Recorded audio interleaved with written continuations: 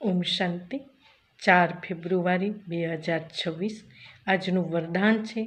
બાપના સંસ્કારોને પોતાના નિજી અર્થાત મૂળ સંસ્કાર બનાવવાવાળા વ્યર્થ અર્થાત જૂના સંસ્કારોથી મુક્ત ભવ. વિસ્તાર છે. કોઈ પણ વ્યર્થ સંકલ્પ તથા જૂના સંસ્કાર દેહ અભિમાનના સંબંધી છે. આત્મિક સ્વરૂપમાં સંસ્કાર બાપ સમાન હશે.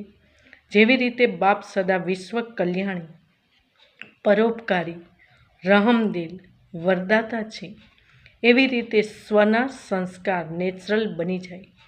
સંસ્કાર બનાવવા અર્થાત સંકલ્પ, બોલ અને કર્મ સ્વતઃ એ જ પ્રમાણે ચાલવા.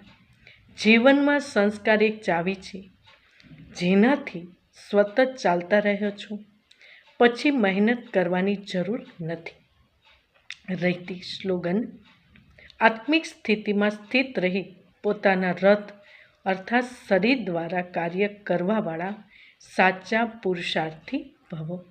ઓમ શાંતિ.